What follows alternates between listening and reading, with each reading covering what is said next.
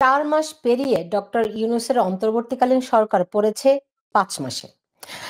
এই ৫ মাসে কতটুকু কি অগ্রগতি হয়েছে?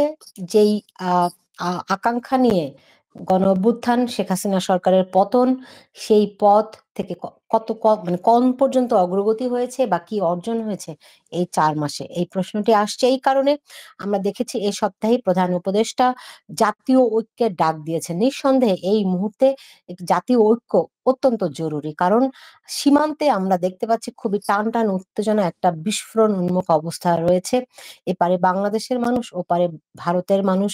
মানুষে সংঘাতটি স ছড়িয়ে পড়েছে এবং তীব্রভাবে ছড়ানো হচ্ছে ঘৃণা। বন্ধু এই ২ রাষ্ট্রের মধ্যে শত্রু ভাবাপন্ন মনোভাব এখন সবচেয়ে তুঙ্গে। ২ দেশের মানুষের মধ্যেই। কেন ভারতের সঙ্গে সম্পর্কটি এত তিক্ততায় গেল? সেই প্রশ্নটিও আসছে নতুন করে। আ কারণ মানুষে সংঘাতটি কখনোই কোনো ভালো কিছু নিয়ে আসে না। বিভিন্ন সময় ঢাকা-দিল্লি সম্পর্কটি টানাপোড়েন হয়েছে।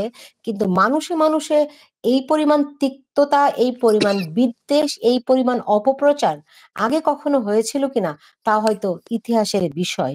কিন্তু এখন সম্পর্কটি খুবই জটিল থেকে জটিলতর এবং বিস্ফোরণ উন্মুখ। সেই পরিস্থিতিতে ডক্টর ইউনূসের সরকার জাতীয় ঐক্যের ডাক দিয়েছেন। সেই সঙ্গে আজই আমরা দেখলাম সাবেক সেনা কর্মকর্তারা একটা নজিরবিহীনভাবে মিছিল বের করেছেন। সেখানে তারা আ ভারতের আগ্রাসন থেকে সবাইকে ঐক্যবদ্ধ হওয়ারও আহ্বান জানিয়েছেন। এবং আ অনেকগুলো ঘটনা ঘটছে।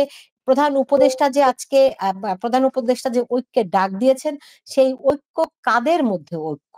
আ কারণ যেসব সংগঠনকে আমন্ত্রণ জানানো হয়েছে এর বাইরেও অনেক সংগঠন রয়েছে। শুধুমাত্র আওয়ামী লীগ নয়। আওয়ামী লীগের ছাড়াও আরো অনেক রাজনৈতিক দল রয়েছে। আরো অনেকগুলো দল রয়েছে যাদেরকে আহ্বান করা হয়নি। ফলে এখন যেই দলগুলোকে এখানে আমন্ত্রণ জানিয়ে ঐক্যের কথা বলা হয়েছে আসলে কি ঐক্য নাকি বিভক্ত? যদিও বা আওয়ামী লীগের সম্পর্কে যা হয়েছে মানুষ সেটিকে নতজানু পররাষ্ট্রনীতিই মনে করেছে। মানুষ সেটিকে ভারত তোষণ নীতিই মনে করে ভারত তোষণই মনে করেছে।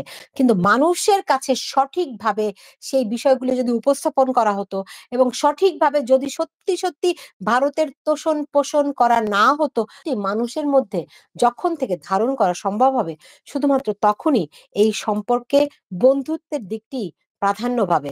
মানুষের ভিতরে সন্দেহ আসবে না যে ভারত আমাদের দমন করছে কিনা, আমরা ভারতকে তোষণ করছি কিনা, ভারতের কাছে আমরা বিক্রি হচ্ছি কিনা।